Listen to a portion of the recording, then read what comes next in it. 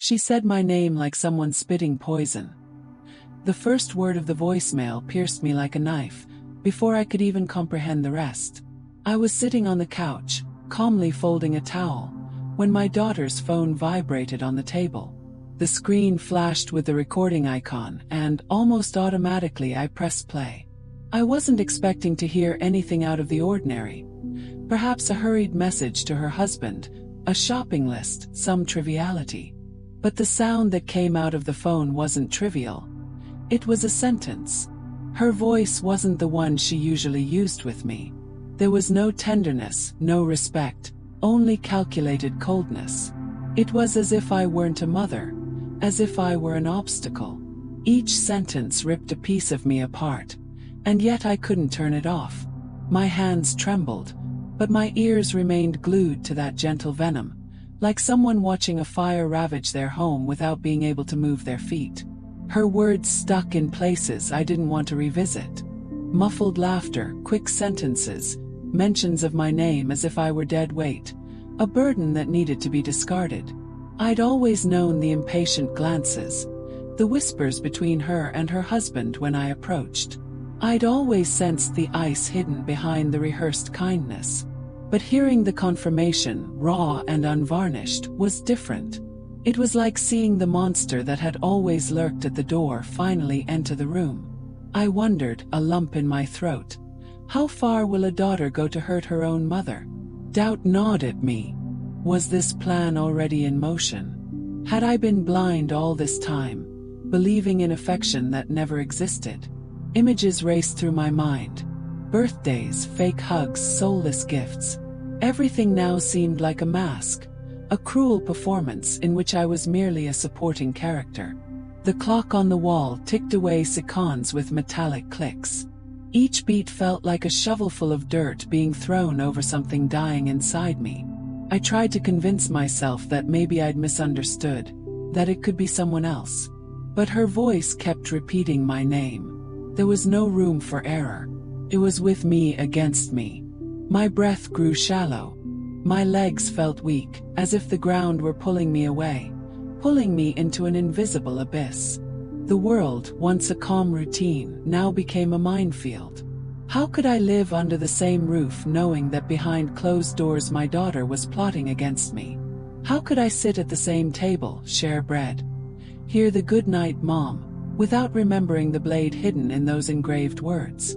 I wanted to cry, but I didn't. Crying would have been a relief, and there was no room for relief that night. What I felt was something else. A strange, almost savage strength welling up from deep within my chest. It was as if the very poison she distilled had awakened something dormant within me. A woman can be silent for a long time, but she is not made of dust. I knew, with frightening clarity, that it wouldn't end there. The voicemail wasn't just carelessness. It was a warning, a harbinger of a storm. And as much as it hurt, something inside me understood.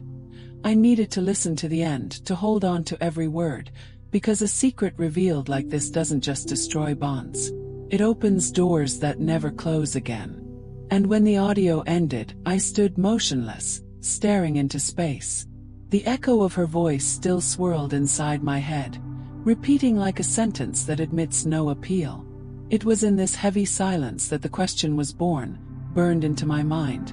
What is my daughter capable of doing to me? And how far am I willing to go to prevent her from winning? I sat at the table, still dazed, the sound of that message swirling around in my head. Each word of my daughter's voice seemed to reverberate off the walls of the house, as if it had permeated the air. It was impossible to ignore. The silence around me didn't comfort me. It only amplified the pain. I looked at the tablecloth, its small embroidery worn from decades of use, and realized that this fabric had witnessed so many family conversations, so much laughter, so many moments when I felt like I belonged. Now, however, it felt like the stage for a farce.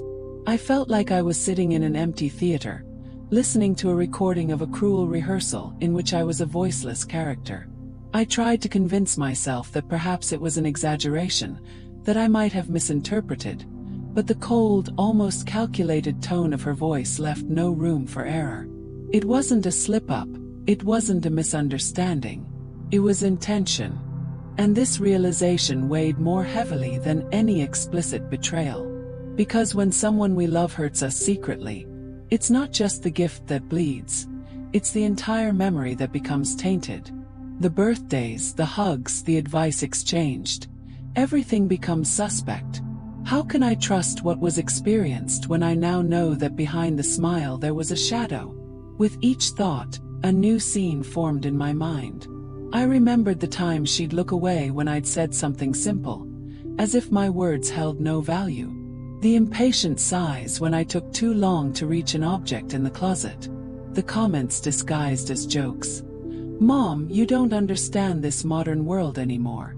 Every detail, which I'd previously swallowed in silence, now returned with renewed weight, like pieces of a puzzle finally revealing the cruel image. I wasn't just disregarded, I was disposable. And in that moment, I realized something even more painful. It wasn't just about familial love. It was about respect, about dignity. The message not only threatened the mother-daughter relationship, it also jeopardized my very existence within that house. Being invisible was already an old wound, but being the conscious target of manipulation was an open wound. It was like living in a house where every wall could hide a trap, where every seemingly ordinary gesture could be part of something much larger. The hardest part was containing the urge to confront her immediately. I wanted to ask, I wanted to scream, I wanted to demand explanations. But at the same time, something inside me told me it was no use. She would deny it, laugh, call me exaggerated. And I would once again be the dramatic mother, the old woman who doesn't know how to interpret things. This thought hurt almost as much as the message itself, because I realized my word was no longer valid in front of her. That's when a different flame lit in my chest. Not a flame of revenge, not yet, but of resistance. I needed to be patient. I needed to observe, listen, piece together the fragments until I had more than just an audio memory. Because what I heard wasn't just a confession, it was the beginning of something bigger. And I wouldn't let it go unnoticed. Not this time. There are times when life puts you against the wall, and all that's left is to choose whether you'll be the picture hanging silently or the crack that makes the entire wall give way. Perhaps that's why so many people choose to stay here, following each revelation, because they know that when the truth begins to reveal itself, even in fragments, there's no turning back. I myself couldn't close my eyes any longer. I stood, turned off the living room lights, and stared at my own reflection in the window. It wasn't the face of a defeated woman. It was that of someone who bore scars, yes, but also the silent strength of someone who learned to bide their time. The voicemail was just the first crack. And I already sensed that, with each new day, the crack would widen, until not a stone remained standing in the castle of lies they were trying to build around me. Deep down I knew. What I'd heard was just the tip of the iceberg, and the rest, still hidden, had the power to turn everything into ruins. That night I could barely sleep. I tossed and turned, my eyes glued to the dark ceiling, as if the shadows dancing there were extensions of the words that still echoed within me. Each sentence of her voice felt like it was tattooed on my skin, burning, insistently reminding me that something had broken irreversibly. I heard the sound of the gate, her laughter as she arrived with her husband, and felt a shiver run through me. The trust that had once existed no longer resided here. Only a strange combination of fear and vigilance remained, like someone living in enemy territory with no way out. The early morning silence was cut by the ticking of the clock, and each second seemed to push me deeper into a dark labyrinth. I wondered what it would be like if I confronted them directly, if I laid everything out on the table, if I showed them I already knew. The image came clear. My daughter denying it, my son-in-law laughing with that air of contempt, both of them calling me a confused old woman. I could already hear the words. "You're imagining things, Mom, you need to rest." It was like a rehearsed scene, and I, once again, would lose. This prediction silenced me. But along with the fear, there was something that couldn't be ignored. A spark of hope, so small it seemed too fragile to exist, but still burning. The hope that maybe, just maybe, I could turn the tide. The contrast between this timid light and the heavy darkness of betrayal kept me on constant alert. Like a room lit by a single candle, every movement of air could extinguish the flame, but it could also fuel it. I began to notice details that had previously gone unnoticed. The conversations that had been interrupted when I entered the kitchen. The way my daughter avoided my gaze, glancing at her phone, as if she couldn't bear the risk of being unmasked. The laugh that was too short, the hug too quick, the automatic good morning that sounded like an obligation. Every small gesture became silent proof of a greater secret. And this sum of clues created a sense of urgency in me. There was something stirring beneath the surface, something about to emerge. The dilemma gnawed at me. Part of me wanted to cling to that hope and believe that true love still existed hidden in the cracks. Another, harder, more realistic part knew that perhaps I needed to accept that this love had already been eroded to the bone. This internal struggle consumed me, like waves that surge and recede, dragging everything down into them. The house seemed to conspire with me. Sometimes I'd wake up in the middle of the night and swear I heard footsteps in the hallway, whispers from the living room, the scraping of a chair. Maybe it was just my imagination fueled by fear, but it felt like secrets were roaming freely through the rooms while I pretended to sleep.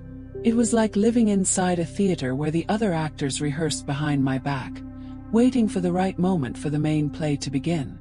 The next morning, when light filtered through the curtains, it brought no relief. The brightness only brought more clarity to the tense expressions at breakfast. The quick glances exchanged between my daughter and her husband, the invisible weight looming over the table.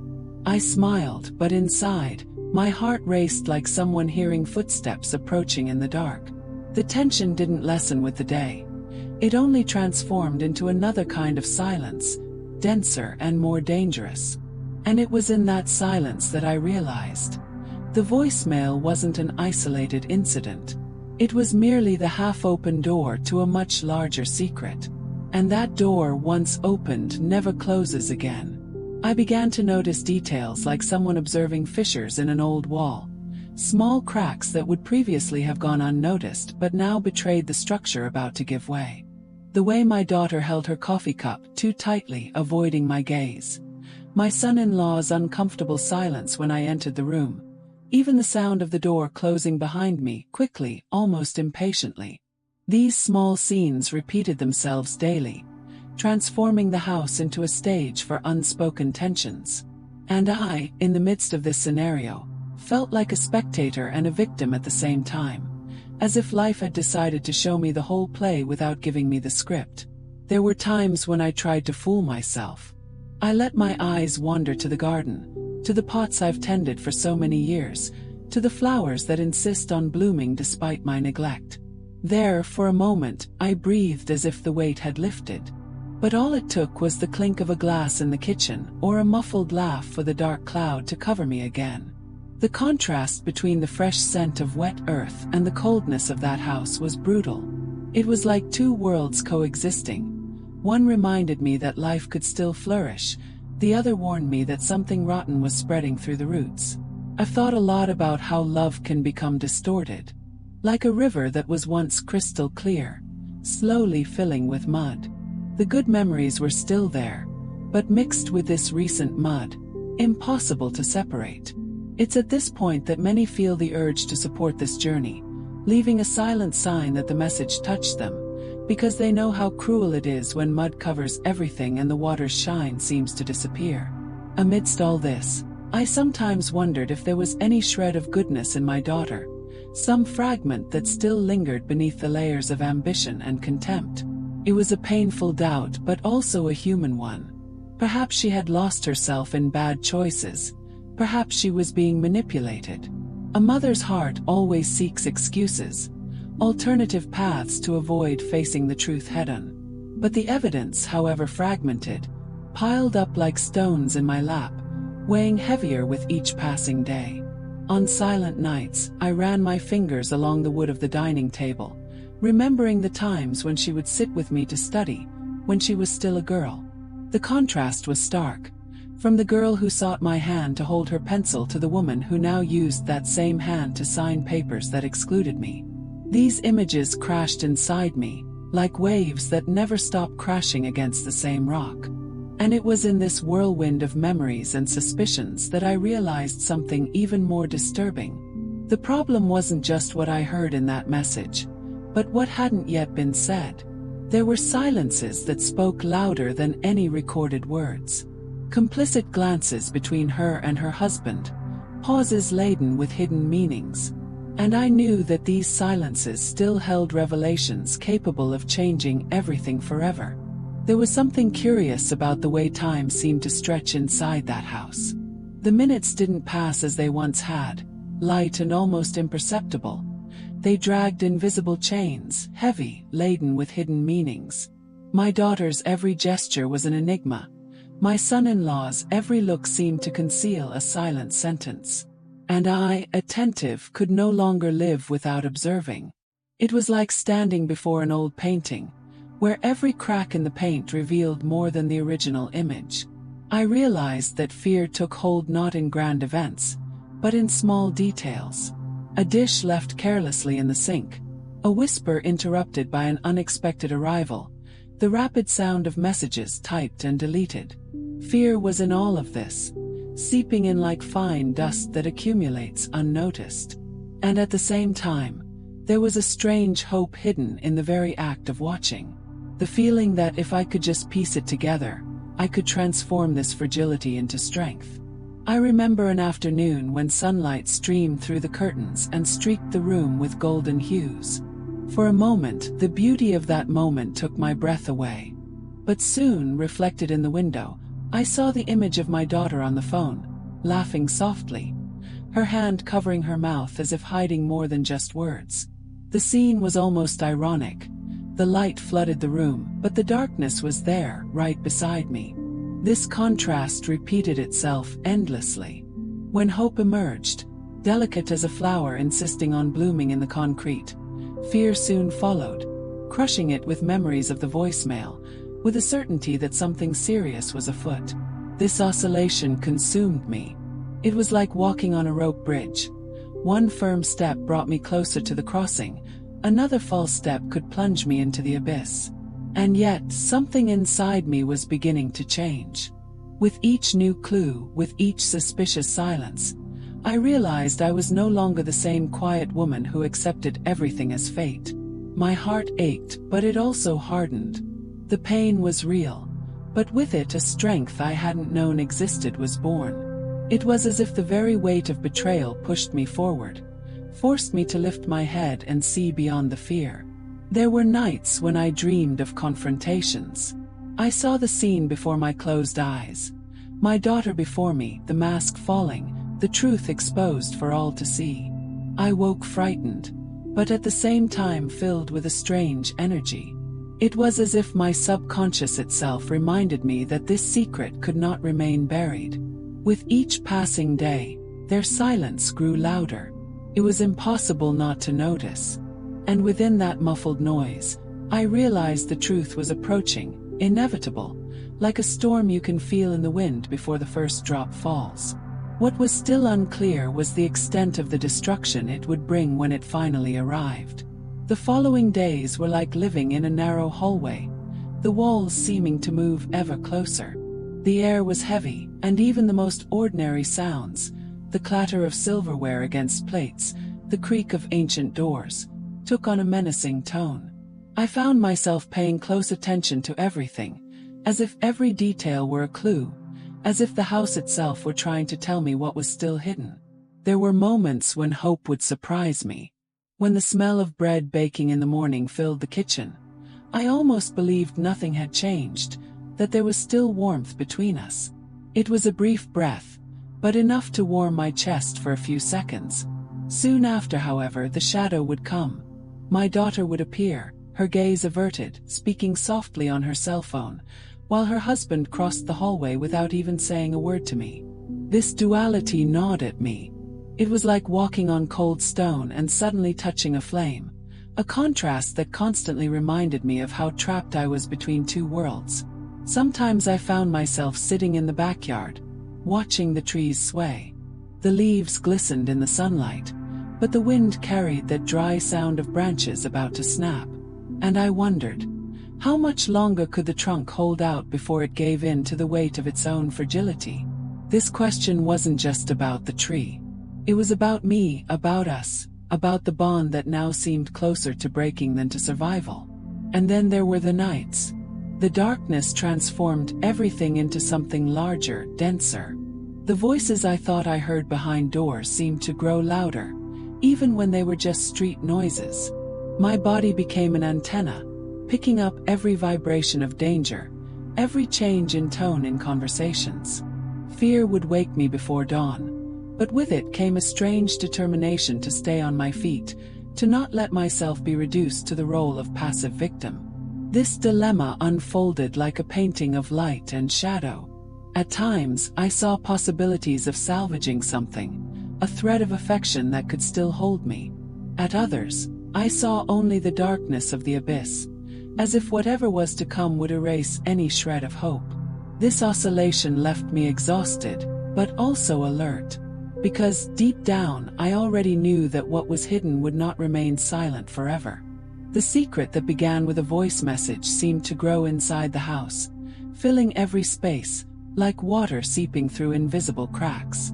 I felt like the tide was rising, slow and relentless, and that soon there would be no holding back the overflow. What I didn't yet know was how far these waters would drag me when the dam finally broke.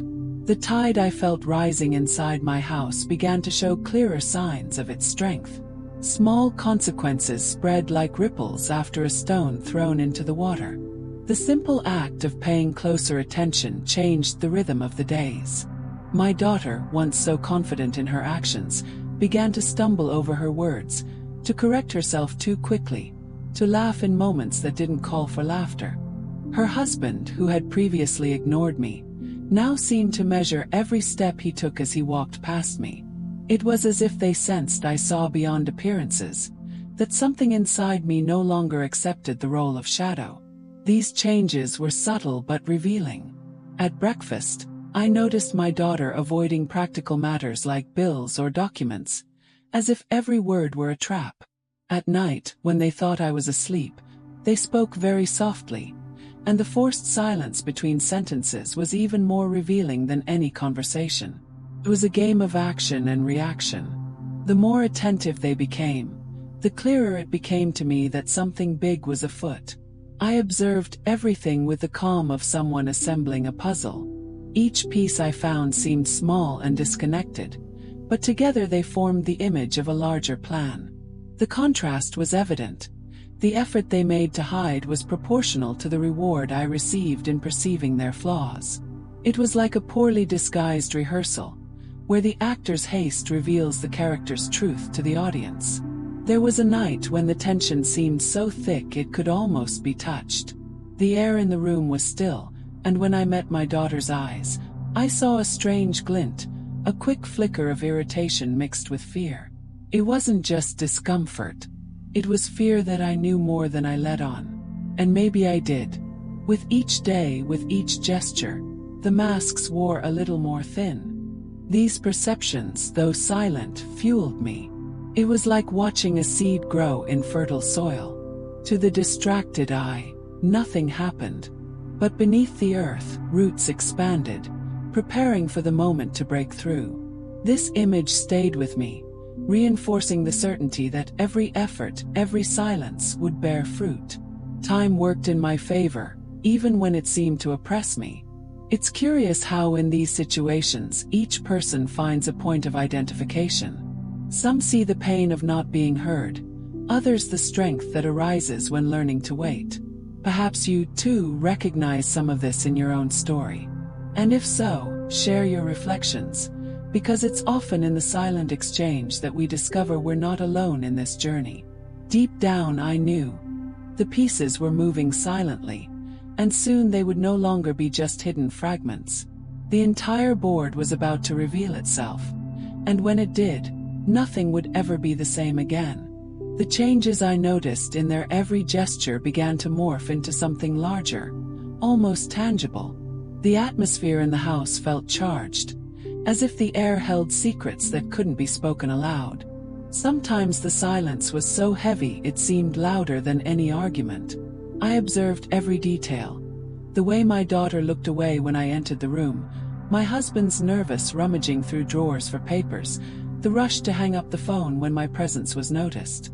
It was as if the walls held stories I hadn't yet fully heard. There were moments when I almost believed the truth was about to leap out at me. Like one afternoon when I heard their bedroom door ajar and her low voice say something that sounded like, "She's already figured it out." My heart raced, but I pretended not to hear. I kept walking, each step heavy, as if I were traversing a narrow corridor where there was no room for doubt. This feeling of proximity to revelation kept me alert, but it also made me carry a weight that was difficult to bear. It was strange to notice how different even the objects seemed. The dining table, once a symbol of unity, was now a scene of long silences and uninterrupted glances. The house, which had always welcomed me, became a territory of tension, as if each room held an invisible trap. The contrast was cruel. Where there had been warmth, there was now coldness. Where there had been laughter, there was now only formality.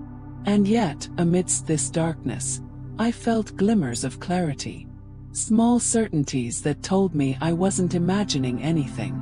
It was as if the truth were shining dim lights in dark corridors, revealing just enough to keep me going. This mix of hope and defiance sustained me. I saw myself as someone crossing a rickety bridge, but with each step I took, I realized it was still holding its weight. These contrasts were constant. Some days I felt progress, as if I had new pieces to complete the puzzle. On others, uncertainty consumed me, as if the board had been reshuffled. This alternation was not only exhausting, it was also revealing. It showed that truth doesn't come all at once, but in fragments that require patience to piece together. I knew I was approaching something important. The tension on their faces, their increasingly careless gestures, everything pointed to a plot that couldn't remain hidden much longer. And deep down, I sensed that when this secret finally came to light, there would be no turning back, only the inevitable transformation already unfolding before my eyes. With each passing day, the cracks between us became more visible, like cracks widening in an ancient wall after rain. The silence, which could once have been interpreted as carelessness, now had an almost suffocating weight. I saw in her eyes an attempt to hide something, but it was futile. The body speaks when the mouth is silent. Her husband, for his part, seemed to walk with an invisible fear, as if he were watching my every move, measuring what I saw, what I heard, what I might discover. This tension was no longer subterranean. It had reached the surface, even if no one dared to name it. The days began to carry a strange atmosphere, as if the house were illuminated by a light that never quite reached its fullest. In the mornings, the sun streamed through the windows and filled the space with brightness, but nothing could dispel the feeling of shadow that lingered there. The contrast was unsettling. The light outside insisted on revealing beauty, while inside everything seemed stifled, heavy, suspended in midair. It was like living in a setting where the facade shone, but the interior held secrets that poisoned even the silence. Amidst all this, I myself wavered between confidence and doubt. There were moments when clarity overcame me, and I was absolutely certain that the truth would soon reveal itself effortlessly. But all it took was a more affectionate gesture, a softly spoken word, for doubt to gnaw at me again. Had I exaggerated? Was there still room for belief in a hidden innocence? These questions haunted me, and my heart wavered like a flame exposed to the wind, sometimes strong, sometimes nearly extinguished. I remembered the times I'd walked through the yard, searching for an answer in the movement of the trees that never came. The leaves rustled, the wind blew, and I reflected on how well nature handles cycles of loss and renewal. But human beings are not trees. We carry scars that don't heal with the next season. And yet, there was a lesson in the swaying of the branches. Even the most weather-beaten tree remains standing until its roots are ripped out. The question that consumed me was simple and cruel. How long would my roots withstand the weight of what was about to be revealed? These reflections came in waves. There were nights when I would wake in the darkness, my heart racing, as if I'd heard someone calling my name. The room grew small, and the silence became oppressive. In those moments, I understood that truth was no longer a choice. It was coming, inevitable, like a storm that announces itself long before it hits. And it was in this state of suspended waiting that I realized the secret wasn't just about them. It was also about me, who I would become after the revelation came to light. Because certain truths not only destroy what has been built, but also force us to build something new from the rubble. And I could already feel the ground trembling beneath my feet, announcing that the time was approaching. When the truth finally imposed itself upon me, it didn't come with a bang, but with the delicacy of something that had always been there and that I, for some reason, hadn't wanted to see. It was like slowly opening a curtain and realizing that the landscape beyond the window was already formed, just waiting for me to muster the courage to face it. In that moment, I understood that it wasn't just about betrayal or secrets. It was about rediscovering my own voice, the one that had so often been silenced by disdainful looks, by cold words, by silences that hurt more than any scream. I felt the weight of transformation within me. The fear that had previously paralyzed me now turned into determination. It was as if, by going through all those tense days, I had sculpted a new version of myself, stronger, more aware, more whole. The image was clear. I saw myself as an ancient tree, marked by scars on its trunk, but still standing, with deep roots that had withstood all storms. And in that moment, I realized that these scars were not signs of weakness, but of victory. The contrast between what I lost and what I gained filled me. Yes, I lost the illusion of blind trust, but I gained the certainty that my dignity cannot be taken away. I lost the naivete of believing in words, but I found the strength to trust my own eyes and instincts. This exchange may seem cruel, but it is in this balance of losses and gains that life offers us the hardest and most transformative lessons. And perhaps that's what unites us here. Each of us carries our own version of silence and revelation. Each of us has felt the shadow of fear and the glimmer of hope. It's at this point that many feel the desire to leave their mark, to support this journey with a simple gesture, whether by liking, commenting, or choosing to remain part of this community. Because the transformation isn't just mine. It grows when it's shared. Looking back, I see the road I've traveled as a field full of scars in the earth, but also full of flowers that insist on blooming among the stones. The lesson is engraved in every step. Kindness does not mean submission. Silence is not synonymous with weakness, and truth, when it finds the right path, always finds the light of day. Closing this narrative isn't the end. It's the opening of a larger space, where each of us can recognize ourselves in some fragment and, in some way, feel like we've walked alongside me. And it's with this feeling that I leave here my most sincere invitation. Stay, share your impressions, subscribe, because what we've experienced together isn't just a story told. It's a transformative experience that becomes more powerful when shared. And so, as I close my eyes for a moment, I feel the privilege of having traversed this path and of being able to say, with the serenity that only time brings, no matter how dense the shadows are, the light always finds a way to enter.